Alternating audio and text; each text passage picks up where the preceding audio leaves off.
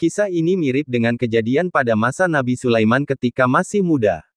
Entah sudah berapa hari kasus seorang anak bayi yang diakui oleh dua orang ibu yang sama-sama sangat ingin memiliki anak.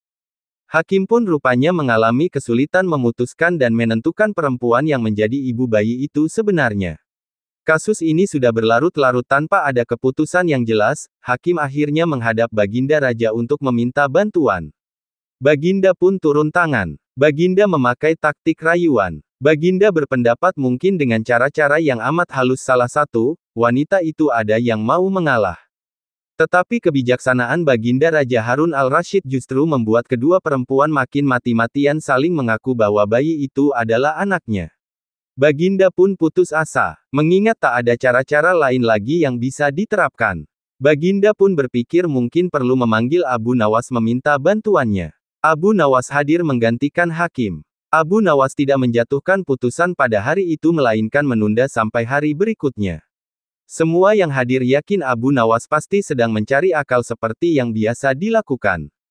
Padahal penundaan itu hanya disebabkan oleh hal lain, yaitu seorang algojo yang harusnya masuk dalam taktik Abu Nawas tidak berada di tempat. Keesokan hari sidang pengadilan diteruskan lagi. Abu Nawas memanggil algojo dengan pedang di tangan. Abu Nawas memerintahkan agar bayi itu diletakkan di atas meja. Apa yang akan kau perbuat terhadap bayi itu? Kata kedua perempuan itu saling memandang. Sebelum saya mengambil tindakan, apakah salah satu dari kalian bersedia mengalah dan menyerahkan bayi itu kepada yang memang berhak memilikinya? Kata Abu Nawas. Tidak, bayi itu adalah anakku. Kata kedua perempuan itu serentak. Baiklah, kalau kalian memang sungguh-sungguh menginginkan bayi itu dan tidak ada yang mau mengalah, maka saya terpaksa membelah bayi itu menjadi dua sama rata dan membaginya kepada kalian. Kata Abu Nawas mengancam dengan spontan. Perempuan pertama girang bukan kepalang, setuju akan tindakan yang akan dilakukan Abu Nawas, sedangkan perempuan kedua menjerit-jerit histeris. Jangan, tolong jangan dibelah bayi itu. Biarlah aku rela bayi itu seutuhnya diserahkan kepada perempuan itu.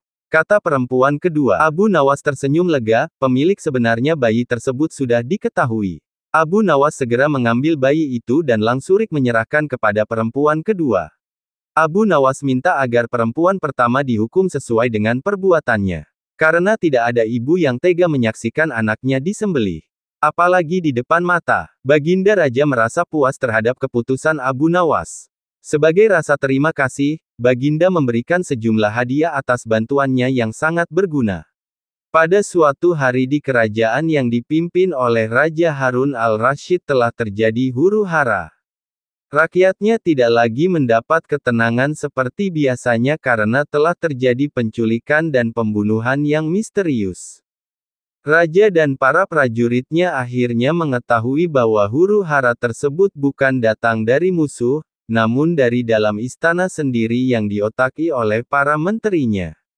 Namun, Raja sangat kesulitan untuk mencari siapa yang bersekongkol terhadap tindakan penculikan dan pembunuhan tersebut karena dia melihat bahwa para menterinya semuanya taat kepadanya. Dari itu, dipanggillah Abu Nawas sebagai penasehat yang cerdas memiliki segudang cara dalam menyelesaikan masalah. Akhir-akhir ini aku sangat gelisah, terjadi kekacauan di sana-sini, sepertinya ada orang kepercayaanku yang hendak mencoba menghancurkan kerajaanku. Apa ada yang salah dengan kepemimpinanku? Tanya Baginda kepada Abu Nawas. Ampun beribu ampun Baginda, apa yang bisa hamba lakukan untuk membantu? Tanya Abu Nawas. Begini wahai Abu Nawas, berilah cara kepadaku untuk menguji kesetiaan para menteriku. Pinta Baginda Raja. Baiklah Paduka, berilah hamba waktu sehari saja agar bisa memikirkan caranya. Ujar Abu Nawas. Abu Nawas pun kembali ke rumahnya setelah Baginda memberinya waktu sehari. Setiba di rumah, Abu Nawas mulai berpikir keras mencari cara menyelesaikan masalah yang sedang dihadapi Baginda. Malam pun semakin larut, tidak sadar ia pun tertidur lelap karena kelelahan berpikir seharian. Keesokan harinya ketika hendak menunaikan salat subuh, tanpa sengaja ia menemukan sehelai sorban yang berbau tidak sedap. Sorban itu memang telah lama tidak dicuci oleh istrinya. Dari situlah Abu Nawas menemukan sebuah cara jitu untuk masalah Baginda. Setelah siap menunaikan salat, di pagi buta Abu Nawas langsung bergegas menuju istana kerajaan untuk menghadap Baginda Raja dengan membawa serta sorban yang sudah bau tadi. Abu Nawas pun menceritakan ide yang baru saja ia temukan. Ide tersebut adalah memanfaatkan sorban yang sudah dibawa serta. Ia meminta Baginda Raja untuk bersandiwara seolah telah memiliki sorban sakti. Baginda Raja pun setuju dan melakukan yang diminta Abu Nawas. Maka dibuatlah rencana untuk mengumpulkan seluruh menterinya. Semua menteri berkumpul di pendapa istana sesuai perintah raja. Di hadapan para menteri itu, Baginda Raja mengatakan bahwa ia telah mendapat hadiah berupa sorban sakti hasil pemberian dari kerajaan lain, sedang salah satu kesaktian sorban itu adalah bisa menentukan masa depan kerajaan di masa yang akan datang. Lalu Baginda pun berseru, "Wahai para menteriku, bantulah aku untuk menentukan masa depan negeri ini." Seru Raja, "Bagaimana caranya wahai Baginda?" Tanya salah seorang menteri. "Masing-masing dari kalian, coba ciumlah sorban hadiah ini secara bergantian.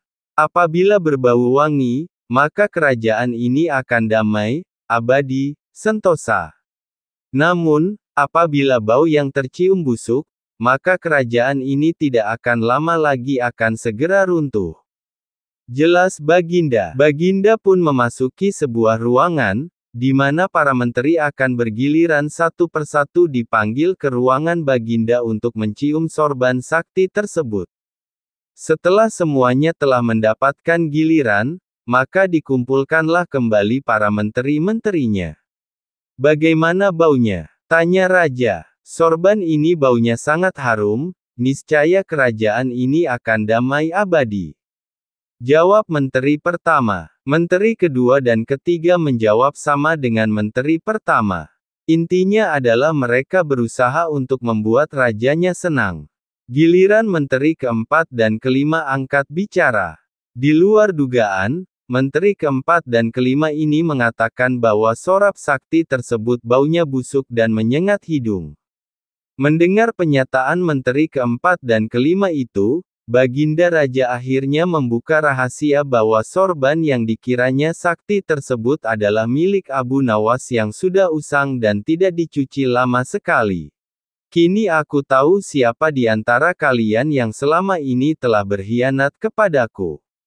Kalian telah terbukti berbohong dan kalian pantas untuk dihukum berat," ujar Raja Harun. Menteri pertama, kedua dan ketiga pun mulai kalang kabut kebakaran jenggot. Spontan saja mereka saling menyalahkan. Baginda pun tidak ambil pusing dengan memerintahkan pengawal menangkap dahulu mereka bertiga. Setelah diselidiki secara mendalam, maka terbuktilah mereka bertiga bersekongkol untuk menyingkirkan Baginda Raja. Para menteri pengkhianat itu pun segera dijebloskan ke penjara. Kepada menteri keempat dan kelima, Raja Harun al-Rasyid memberikan hadiah dan memuji kesetiaan yang telah diberikan oleh mereka. Begitu juga dengan Abu Nawas. Kecerdikan Abu Nawas memang sudah tidak diragukan lagi, bahkan ketika Raja Harun al-Rasyid menghadapi masalah, tidak segan-segan Abu Nawas dipanggil sebagai salah seorang kepercayaannya yang paling bisa diandalkan untuk menyelesaikan berbagai masalah. Suatu hari, di negeri Baghdad, digelarlah acara hajatan besar. Sang Raja Harun al-Rasyid pun berniat merayakan pesta ulang tahun kerajaan bersama-sama dengan seluruh rakyatnya. Pada hari yang telah ditunggu tiba, rakyat Baghdad dikumpulkan di depan pendapa istana. Raja Harun sang penguasa berdiri dan berpidato di depan rakyatnya. "Wahai rakyatku yang tercinta, hari ini kita akan mengadakan pesta ulang tahun kerajaan. Aku akan memberi hadiah kepada para fakir miskin, aku juga akan memberikan pengampunan kepada para tahanan di penjara dengan mengurangi hukuman menjadi setengah dari sisa hukumannya. Seru Baginda kepada rakyatnya. Mendengar pidato sang raja, tentu saja rakyat Baghdad bersukaria. Mereka segera berpesta bersama dan menyantap aneka makanan yang telah disediakan. Tidak berapa lama kemudian, para pengawal istana membagi-bagikan hadiah kepada fakir miskin. Setelah dipastikan seluruh rakyatnya yang fakir miskin mendapatkan hadiah, raja pun memanggil para tahanan. Tahanan pertama yang mendapatkan kesempatan adalah bernama Sipolan. "Hai Sipolan, berapa tahun hukumanmu?" tanya Baginda. 2 tahun Baginda, jawab Polan. "Sudah berapa tahun yang kamu jalani?" tanya Baginda lagi. 1 tahun Baginda, jawab Polan. "Kalau begitu, sisa hukumanmu yang 1 tahun aku kurangi menjadi setengah tahun sehingga hukumanmu tinggal 6 bulan saja," tegas Baginda. Selanjutnya, dipanggillah Ali. "Berapa tahun hukumanmu Ali?" tanya Baginda. Dengan wajah sedih, Ali menjawab, "Mohon ampun Baginda, hamba dihukum seumur hidup." Jawab Ali. Mendengar jawaban Ali tersebut, Baginda menjadi bingung harus menjawab apa untuk mengurangi hukuman Ali. Di tengah kebingungannya, raja yang terkenal bijaksana ini teringat dengan akan Abu Nawas. Akhirnya, dipanggillah Abu Nawas. Tidak berapa lama kemudian, Abu Nawas yang turut serta dalam pesta ulang tahun kerajaan menghampiri sang raja yang sedang kebingungan itu. "Abu Nawas, aku ada masalah mengenai hadiah pengampunan bagi Ali. Dia dihukum seumur hidup sedangkan aku berjanji akan memberikan pengampunan setengah dari sisa hukumannya. Padahal aku tidak tahu sampai umur berapa Ali akan hidup.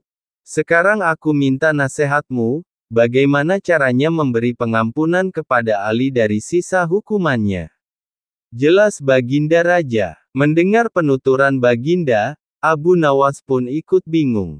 Dia berpikir, apa bisa mengurangi umur seseorang, padahal dia sendiri tidak tahu sampai kapan umurnya. "Hamba minta waktu Baginda," ujar Abu Nawas. Baginda pun akhirnya memberikan waktu sehari semalam saja untuk Abu Nawas, tidak boleh lebih. Jadi, besok pagi Abu Nawas harus memberikan jawabannya.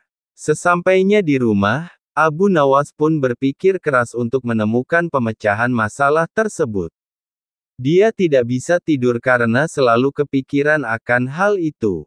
Namun, selang beberapa waktu, terlintaslah sebuah solusi di benaknya akan permasalahan tersebut. Ia pun dapat tidur nyenyak setelah itu. Pada pagi harinya, Abu Nawas pun pergi menghadap raja setelah berpamitan pada istrinya. Sesampai di istana, ia langsung menghadap Baginda dan berkata, "Hamba sudah mendapatkan cara untuk memecahkan masalah si Ali, Baginda. Begini Baginda, sebaiknya si Ali ini berada di luar penjara dan bisa bebas selama 1 hari, lalu pada esoknya, dia dimasukkan lagi ke dalam penjara selama 1 hari pula. Lusa juga demikian, sehari bebas, sehari di penjara, begitu berlangsung terus selama umur si Ali itu." Jelas Abu Nawas. Mendengar penuturan Abu Nawas, Baginda Raja tersenyum. "Engkau memang pandai Abu Nawas. Kalau begitu, kamu juga akan aku beri hadiah uang 100 dirham, ujar Baginda.